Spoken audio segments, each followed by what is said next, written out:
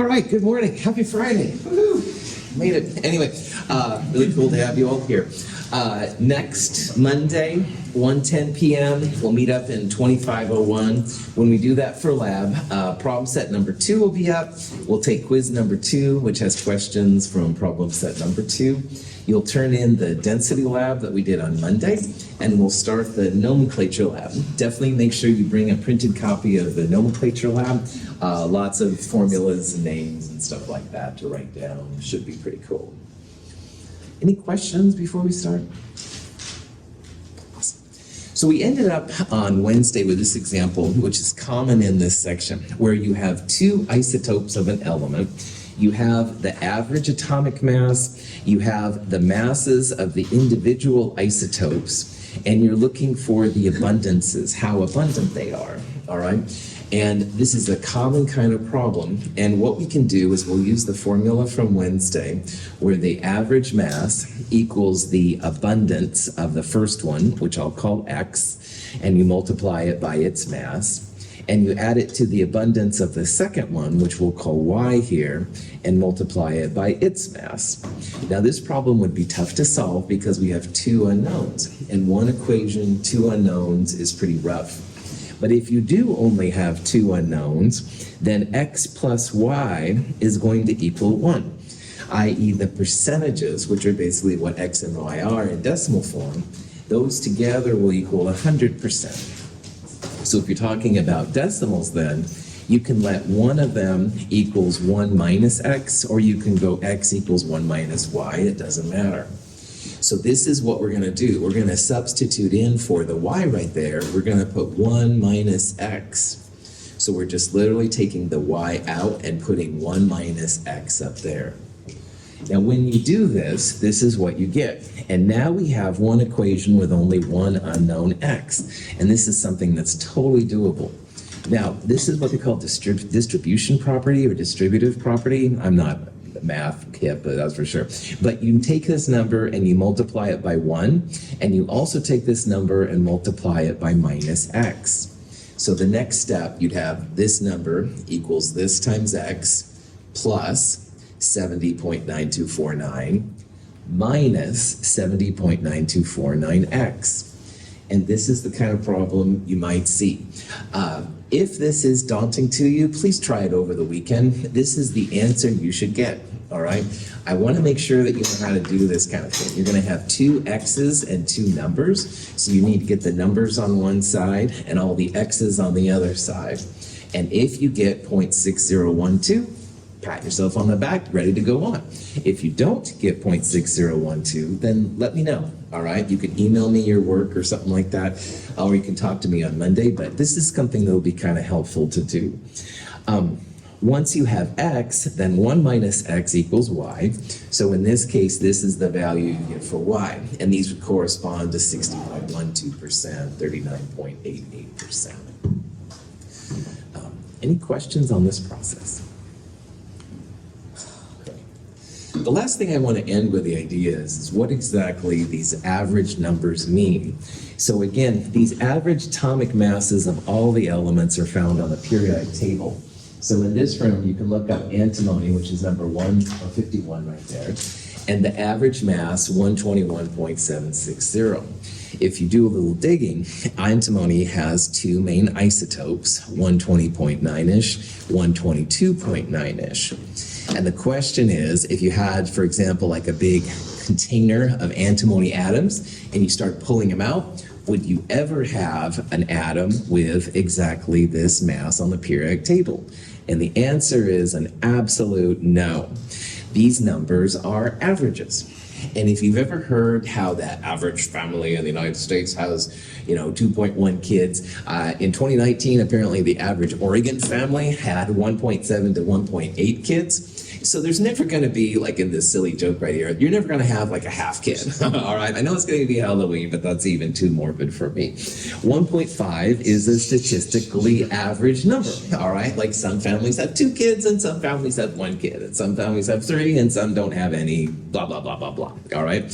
So this 121.760, which you get from the periodic table, is like this 2.5 kid. You don't really have an atom with this exact mass. But when we deal with so many atoms at one time, it's going to be super helpful. And just kind of keep that in the back of your mind. So, like, I don't know, potassium right here, 39.0983. You're never going to have an atom with that exact mass, but we'll use this number all the time because we're not dealing with individual atoms. We're dealing with a gazillion. We'll talk about what a gazillion means on the next slide, but just big numbers and stuff. So, okay. When magnesium metal burns, the product of the reaction has a greater mass than that of the original magnesium. John Dalton's atomic theory successfully explained this seemingly strange result. So initially, it might seem like these numbers, which I've been battling about, are so big, like they'd be impossible to count. Because if every one of us spent the rest of our lives counting a sample of magnesium, and none of us are going to do that, by the way, we would never get through it all, right? It's just so big. However, there are ways to get around it, and this is really ingenious how people came up with it. So we're going to look at this example where a piece of magnesium is burned, makes a really bright light, but there's kind of like an ash at the end. And scientists realized that when they measured the mass of magnesium before and the ash at the end, the mass actually went up. And we know now that oxygen is being added to magnesium. They didn't know that at the time. So there has to be some way to count atoms without counting them. And that really sounds weird until you think about what's called the chemist's dozen. So science needs, and chemistry especially, needs some kind of counting unit because we can't be counting the individual atoms all the time. Now, if I said to all of you, go get me a dozen donuts, I think you'd know to go to the store and you'd get 12. You wouldn't even think about it, right? Well, the mole is what I call the chemist's dozen, all right? You can get a dozen roses, you can get a dozen Hot Wheel cars for your kid, whatever, all right? Everybody knows a dozen is 12 without actually doing it. And the mole is something similar. The mole is a number. It's huge. It's not something like 12, but it's a similar kind of process. And if I said, well, get 2 dozen roses, you'd know to get 24. And if I said get half a dozen, you'd get 6, right? Well, the mole is something similar, all right? It's not quite as cool as a dozen, but it is very similar. This guy, Ostwald, was the first one to name the mole. It was actually first proposed in Italy by Avogadro. We'll talk about him in a little bit. But anyway, we're going to talk now about what the mole is and how to use it in chemistry. Now, a dozen is 12. No problem, all right? Whoa! Avogadro was the first one to propose the idea of the mole. Ostwald named it, but Avogadro proposed it.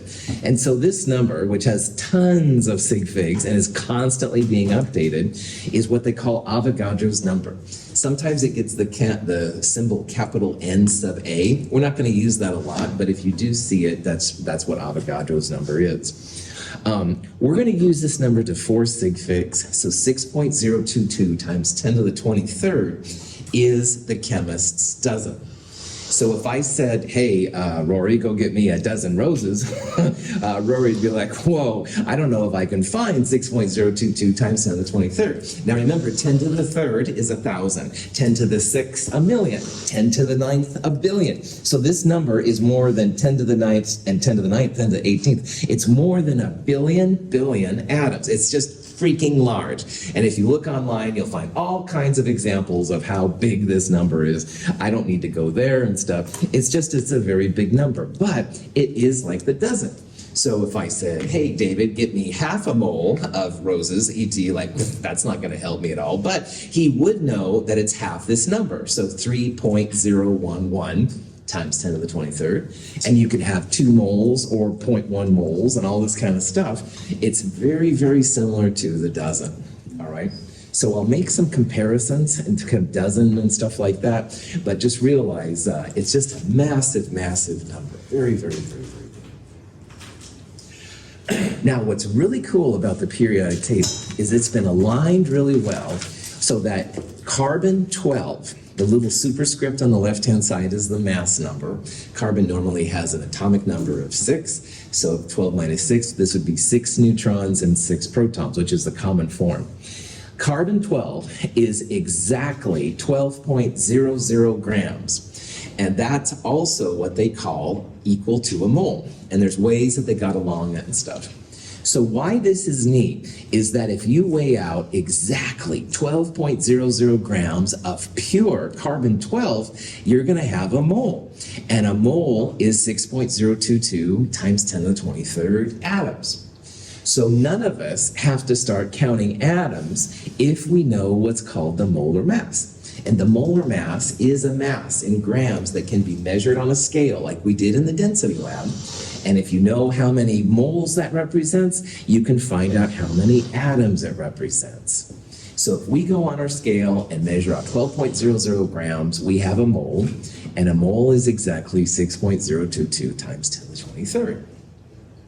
Now, all carbon is a mixture of isotopes. You don't usually have pure carbon-12. There's carbon-13 and a little bit of 14. So if you look on the periodic table, 12.0107, 12.011, whatever, that's the mass when you take into account all of the isotopes.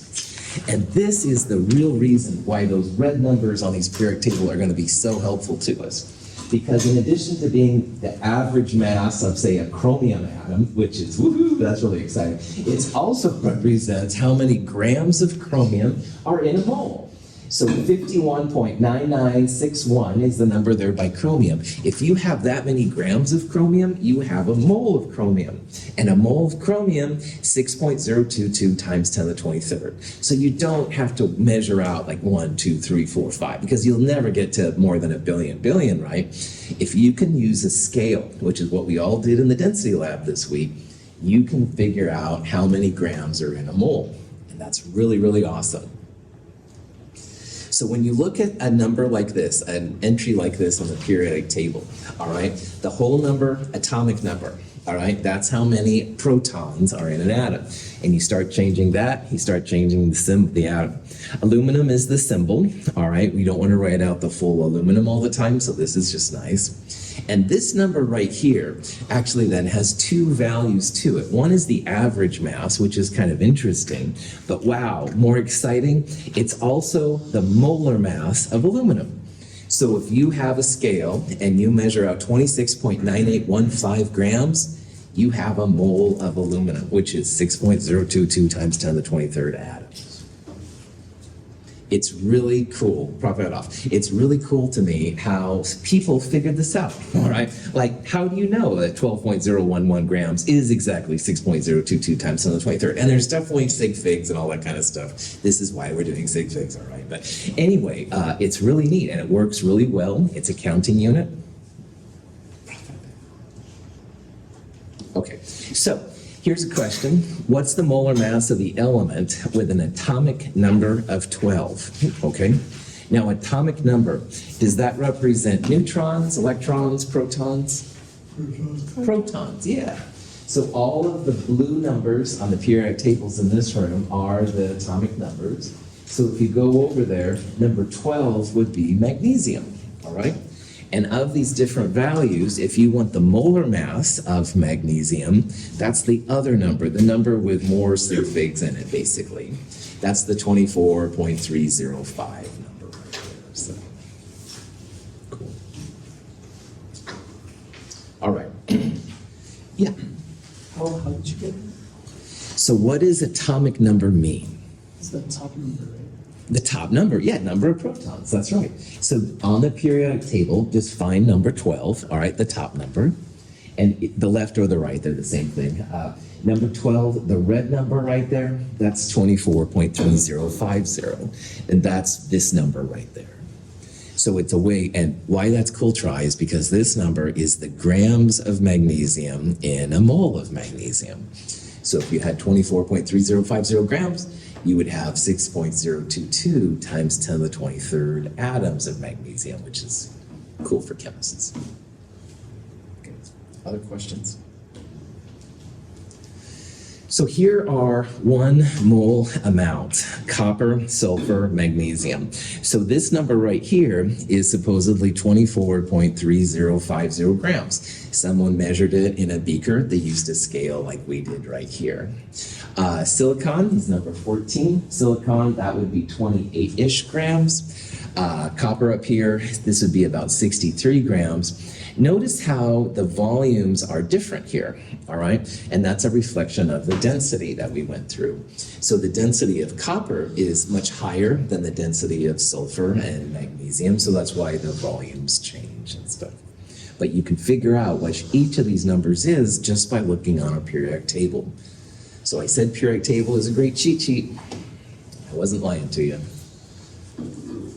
So here's a question you might see. Let's say we had 0.200 grams of magnesium, and we wanted to know how many atoms that represented. Now, 0.200 grams, you could literally put on your pinky. All right, it's a really small amount. So initially, like, that doesn't represent anything, no problem. Well, let's calculate it. All right. If you want to go from grams to atoms, you have to go through the mole. All right, so the first thing is we need to turn the grams of magnesium into the moles of magnesium.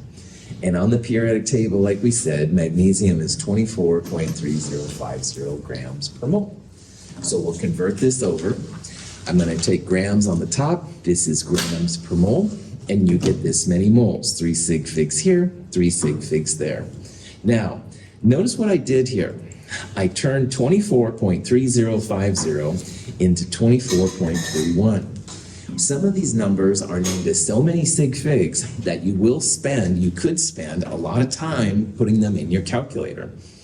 If you know that you have only 3 sig figs here and you use a number for these things that's usually one more, all right, that is cool, all right? You don't have to put in 0.3050 down here if you don't want to. This is a time-saving technique. You wouldn't want to use only 2 sig figs here because 3 divided by 2 sig figs, you've got to keep your sig figs going. But it is all right to truncate, to shorten the sig figs, as long as you don't limit how many sig figs you have.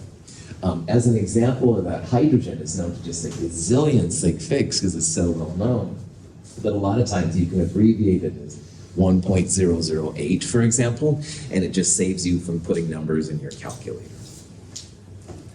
Anyway, moles, whatever.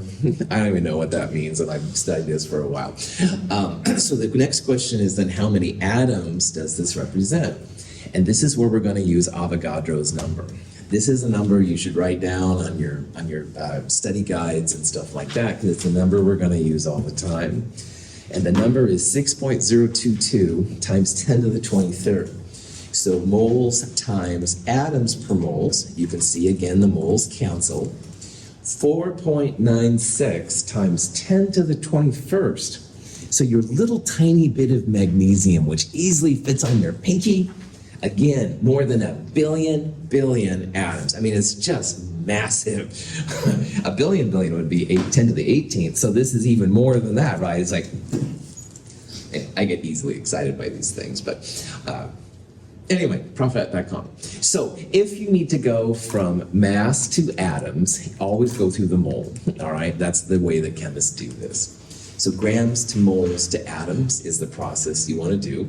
If you wanted to do it all in one time, that's fine. I just wanted to show how you calculate the mass here.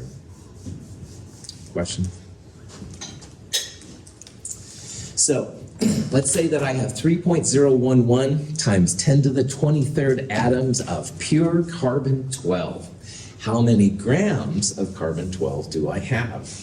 This at first seems like a weird question. Well, it probably is weird, let's be honest. But anyway, this number atoms, it's not grams, so answer E is out. But pure carbon-12 has a mass of exactly 12 grams per mole. So 3.011 times 10 to the 23rd, is that Avogadro's number, or is it half? Good, right on, yeah. 3.011 is exactly half of 6.022. So this represents half of a mole. So if you have half of a mole of carbon-12, and there's exactly 12 grams in a mole, if it's pure carbon-12, you'll have exactly 6 grams then of pure carbon-12. You could also calculate this. So this is the atoms. You divide by the atoms per mole to get the moles of carbon, and then pure carbon 12 is exactly 12 grams per mole. So you get 6.000 grams of carbon 12. Cool. So the periodic table, freaking awesome. I'm not biased or anything. Anyway, Mendeleev was the person that first proposed the idea of putting all the elements together. And his version of the periodic table was quite different than how we do it right now. He based it more on mass, all right? He used more like the weights and stuff like that to figure out what it is. And at first that seemed reasonable, but after it was talked about for a while, they changed it. So now the modern periodic table is based not on the mass, but on atomic numbers. Before we go from there, I wanted to say real fast. The atomic numbers are the blue numbers, all right? So 1, 2, 3, et cetera, et cetera. Most of the time, the red numbers, the masses, increase as well.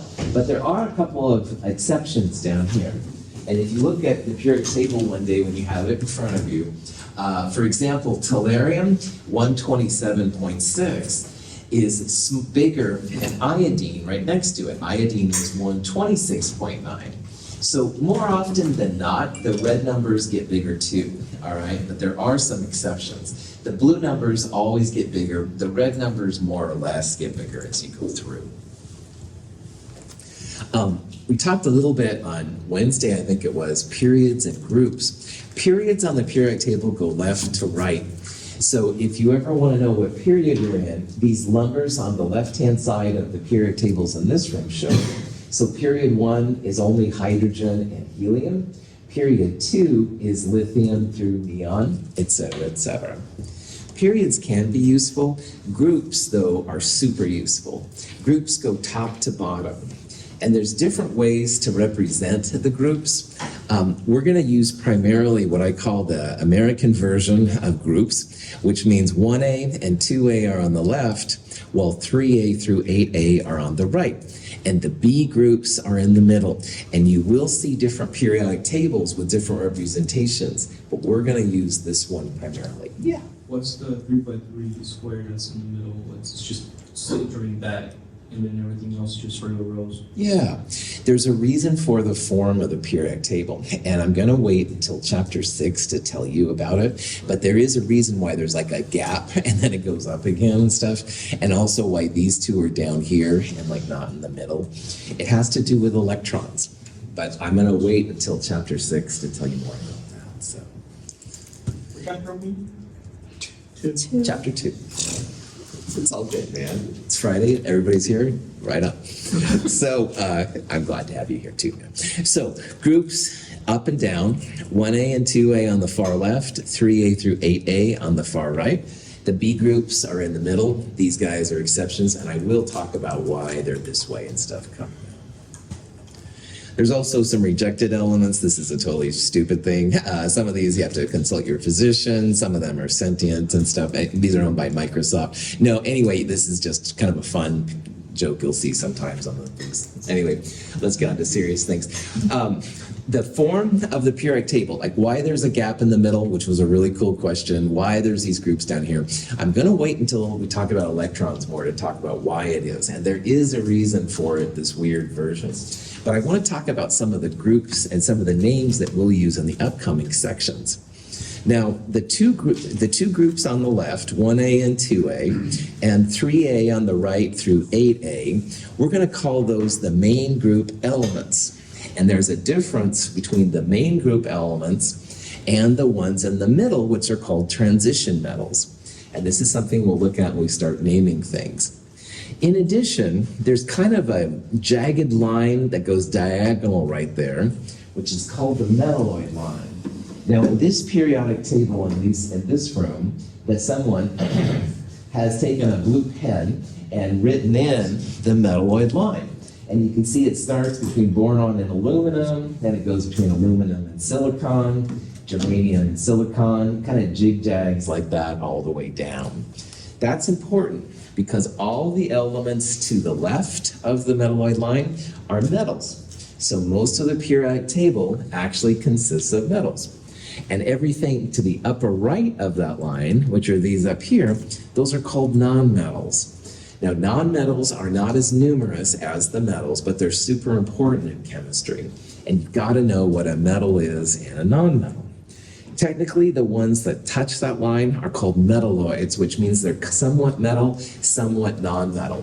It's not super critical that you know what metal is and nonmetal, but it is nice to know which ones are more metallic and less metallic. Now, at the bottom of the periodic table, by the way, this is from the University of Oregon. They have a cool element display if you ever see it. The two lines at the bottom, the first line are called the lanthanides, and the second line down there, these are called the actinides. And those also are versions of these other metals that have weird properties. So, just as a review, main group metals and nonmetals, the two left-hand columns and the right-hand columns on the right, the A groups are the main group metals. The metalloid line separates the metals on the left from the nonmetals on the right. Hydrogen will kind of be both metal and nonmetal. It's more nonmetal for us than metal, but technically it is metal. And then finally, at the in the middle, the gap and stuff, those are the transition metals. And then these are lanthanides and actinides. Are they separated by chemical properties or more physical properties? Ooh, wow, good question. Electrons as well. That's right, that's right. It mostly has to do with electrons. So it's not necessarily indicative of, like, if it's like, actually, I don't know. No, Never mind. that's a cool question, man. Yeah, metals usually give up electrons, while nonmetals take them. But if you have just nonmetals, they share electrons really well. In chapter 1, I mentioned briefly ionic versus covalent bonding. These up here are really good at sharing electrons, which is covalent. If you have a metal over here with a nonmetal, then they are usually ionic bonding. So we'll talk about this more in the next section. So that was a good question. Yeah. Okay. The groups have different names, and some of these are going to be ones we'll use a lot, and some of them are ones that are really weird.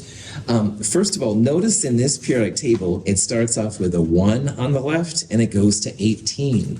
I call this the international version of the periodic table.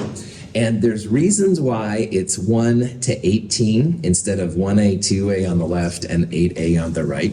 We'll see this as we go through to the electron chapter we talked about earlier. But you'll see it both ways, all right?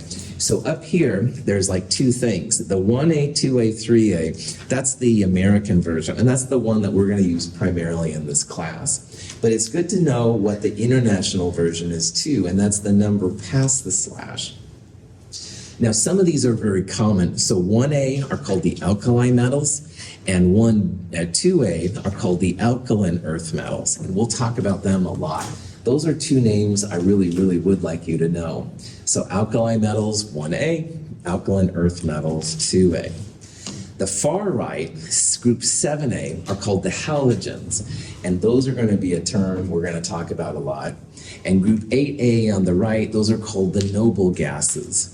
So I would like you to know alkali and alkaline earth, as well as halogens and noble gases. But if you're curious, the other names, they do have kind of names that are used once in a while. Icosagens, the twisted metals is what I'll call them, are group 3A. Group 4A sometimes are called crystallogens. That's a rare term, but that is it. Pnictogens is group 5A, and chalcogens is group 6A. Those are kind of off-the-wall names. But again, 1A and 2A, 7A and 8A, make sure you kind of know what those are right there. So this is a question you might see. It says, which list contains an alkali metal, a pnictogen, and a halogen? All right.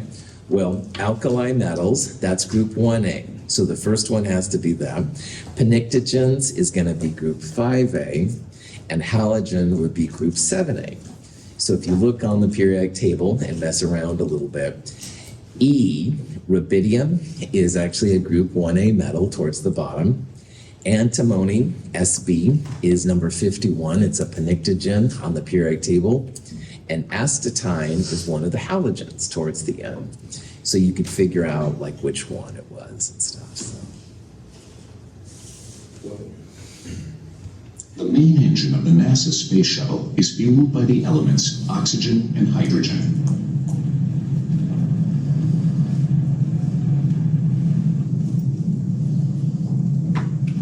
huge amount of energy is required to lift the shuttle into orbit. When mixed and ignited, the fuels produce water and a large quantity of energy. Hydrogen's the most abundant element in the universe, and it's very simple. It's only one proton, one electron, stuff like that. But don't diss hydrogen, because it got our shuttles into orbit and stuff, gets lots of our rockets into space. Very powerful element. It's also what used to keep the Hindenburg and the different balloons and stuff kind of floating. In 1939, the Hindenburg crash is famous. This balloon came over from Germany, caught into flames, went up. The balloon was filled with hydrogen, so once it started lighting up and stuff, it was pretty bad news. Hydrogen is actually more of a non-metal than a metal, but you can see here that hydrogen is on top of the metals. So this whole section is the metals. Remember, this is the metalloid line, and so everything to the left is the metal. So the question might be, why the heck did they put hydrogen right there? And hydrogen has a lot of similarities which are similar to the other alkali metals. But believe it or not, in Germany, they actually created metallic hydrogen. This had been proposed for a lot of times. They thought that maybe the center of Jupiter had metallic hydrogen, but they never were able to detect it. Well, this German lab actually created it in January of 2017. So what that shows is that hydrogen is mostly non-metal for us, but it can be metallic if you pressurize it hard enough. There you go. I was gonna ask, what, Right how on, they yeah. do that. Normal hydrogen for like the Hindenburg and stuff, yeah, that would be metallic, but they pressurized it. It was like more than 100 atmospheres, which is pretty heavy and stuff. And so this isn't normal hydrogen by any means. So. Pressed it into a solid. Yeah, exactly. That's exactly non-trivial. I don't think we'd be able to do that here. So. Whether you've left school or you're still at school, you can appreciate the sheer fun and mayhem that chemistry can be. There's so much to it. Basic burns, mixing chemicals. Very nice. Now, you may have been allowed to mix very small amounts of lithium with water. You may, if with a responsible adult, have mixed H2O with sodium. And you may, under very strict scientific control, have witnessed potassium mixed with water. But the odds are, if you have, it will only ever have been on one of those rubbish science videos. There you go, mate, present.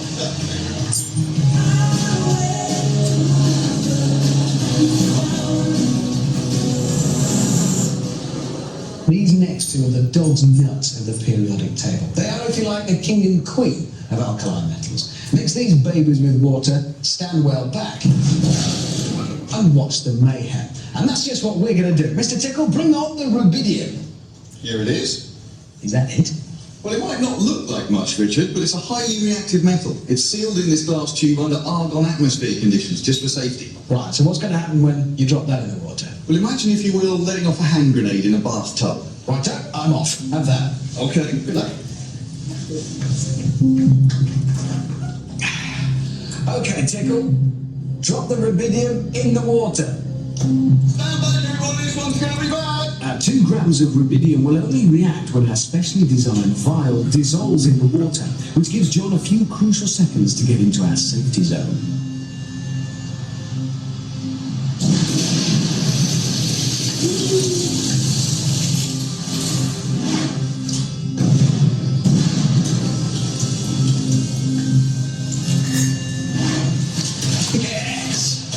That is more like it. Only on Brainiac do you get that kind of science. But I believe we go one better. There's one more alkali metal we can really use. Yes, Richard, cesium, the emperor of alkali metals, particularly nasty to go off at any time. And that's it.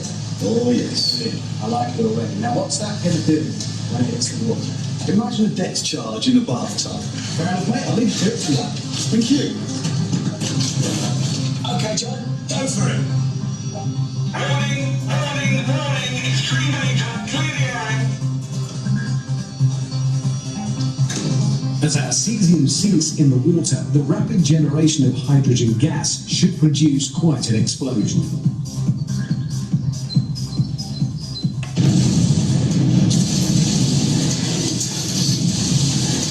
And it does.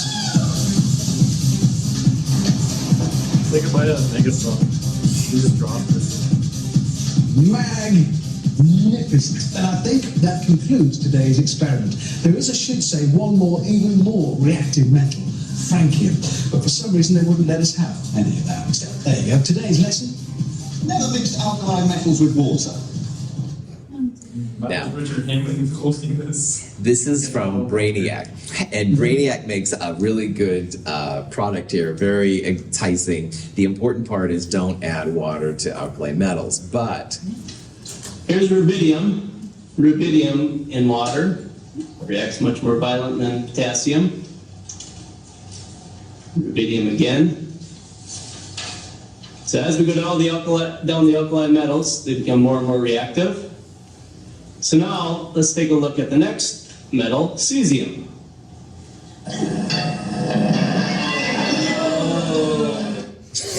all right, I showed that cheesy add-on video because in the Brainiac video, I mean, it was blowing up bathtubs and stuff like that. And apparently they used additional explosives, shall we say, for the video to make it more exciting.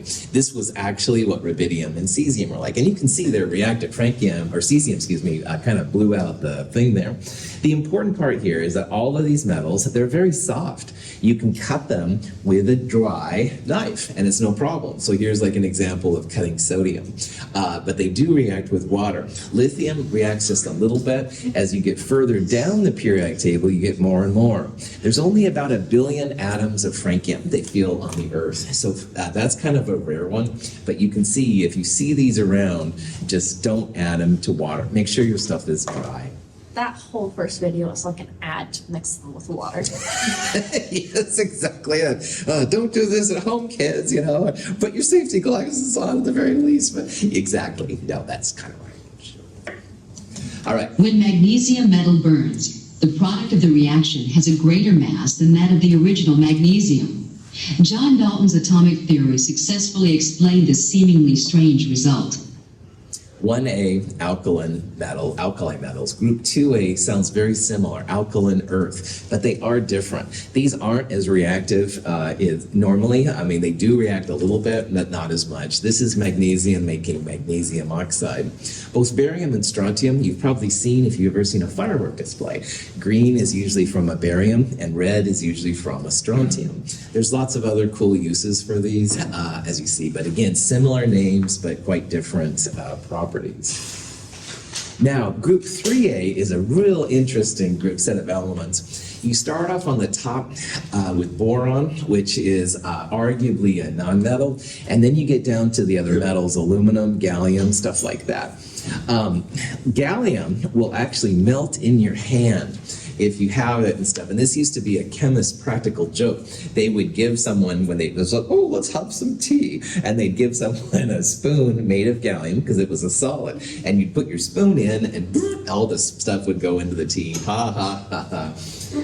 Anyway, I'm going to call Group 3A Twisted Metals in this class. And it's going to take several lectures to figure out why I call them twisted metals, but they are.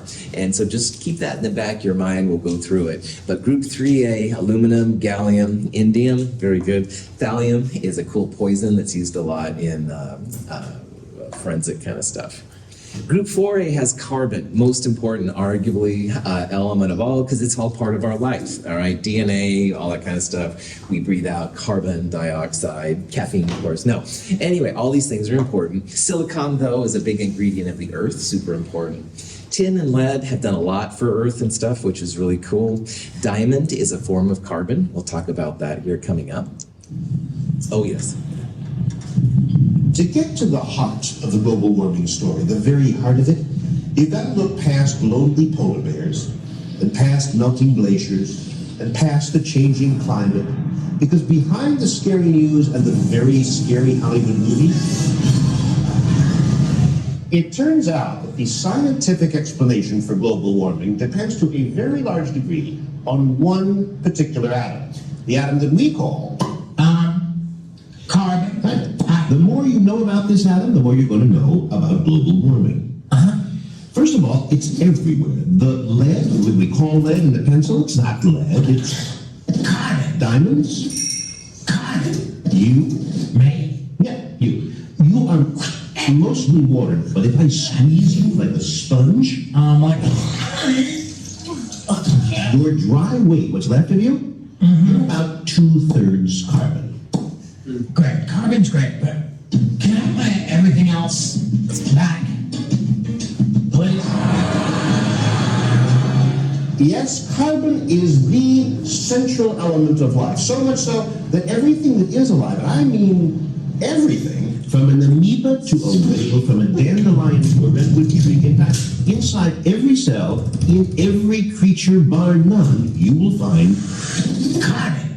And why? Yeah, why? Because as the science writer Natalie Angier says, carbon is the duct tape of life. It stitches living things together. Carbon atoms are built to attach, to grab on to other atoms. They have, as you see, 4 points of attachment, and they love attaching. They can form jungle gyms. This is the inside of a diamond. They form sheets. This is graphite in a pencil. They form spheres. They are very social, which is why they are so suited to living things. Living things, after all, come in all kinds of shapes, and carbon can make them all. But it's carbon's special ability to grab on, to grasp other atoms that is now getting us in trouble. What starts down at the atomic level can, if we're not careful, lead to big, and I mean very big, problems. Carbon is the duct tape. It's very social. It makes 4 bonds. These are things we're going to talk about a lot as we go through. But this is why greenhouse gases, when it makes carbon with oxygen, kind of hard to do things with. We just had the warmest September ever on record, NASA said. So just realize there's some changes coming to our thing. But we'll talk about why carbon is so integral to greenhouse gases, stuff like that. The pnictogens are group 5. All right, 5A in the world we're going to talk about. Nitrogen's so important. All right, nitrogen's a big part of the nitrogen cycle in biology. Maybe you'll talk about. Ammonia is very important in chemistry. Now, water, I think everybody's cool with H2O, but ammonia is just as important. So make sure that you know ammonia is NH3. That's one thing you've got to know. Ammonia is so important. Ammonia is NH3. Phosphorus comes in a couple different forms. There's red phosphorus, white phosphorus. I believe there's a black phosphorus as well. So they're all different kinds of forms and stuff. Bismuth is a true metal at the bottom of all of these. It makes really beautiful structures and stuff. Have you ever seen like jewelry? A lot of times with shiny colors and stuff. A lot of times that's from bismuth. Pretty cool. Phosphorus, how they discovered it, it's amazing. This guy Brandt was more of an alchemist. And alchemists wanted to make everything gold is so important. And of course, if you look at urine, kind of a gold color. So he thought, oh yeah, there must be gold in urine. Well, he didn't find gold, but he did find phosphorus. Woohoo! So good for Brandt. Most of the time, though, chemists don't have to do this kind of stuff. So good. Group 6. Chalcogens, oxygen. We're using it right now to breathe. Super important. Sulfur, though, is really cool. This is a video I found from a sulfur fire that happened in Australia. It's kind of a wild-looking thing. Selenium, of course, used a lot in our day-to-day health and stuff, and all these different elements. But oxygen is also a player in the greenhouse gases thing. Today, students, we're going to learn about oxygen. Element number 8, atomic mass 16, and an ambitious young student in elementary school. It's time for recess. Let's observe as oxygen tries to make friends on the playground. Here's helium all alone on the carousel. Not having much luck, is he? Perhaps oxygen can give him a hand. See that, students? Oxygen repels helium, much like a magnet. Looks as though helium has gone off to play somewhere else. Seems here that oxygen has made friends with iron. It's unfortunate, however, that they won't be able to play on that seesaw for long, since oxygen causes most metals to rust.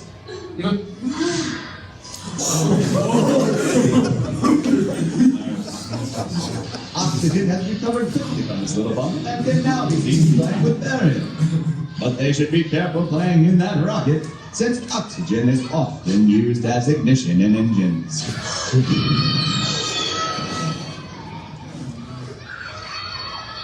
Curiously enough, barium is also used in fireworks, which produce a brilliant green hue.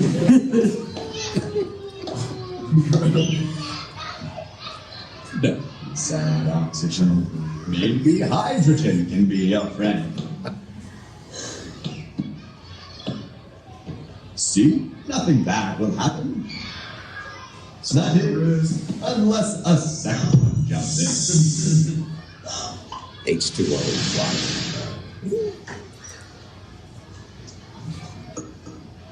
That's it for oxygen. Be sure to watch our next lesson where we investigate the effects of helium in the upper atmosphere.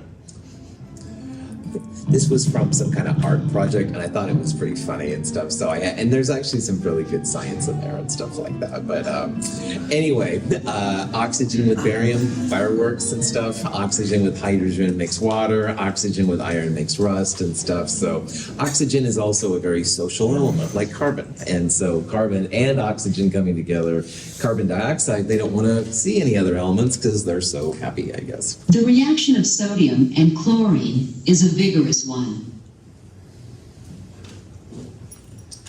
We use sand to protect the flask from excessive heat.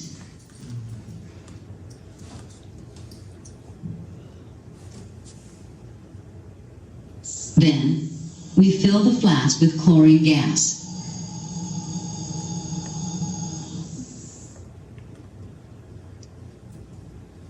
Next, we add sodium. And then a few drops of water to activate the reaction.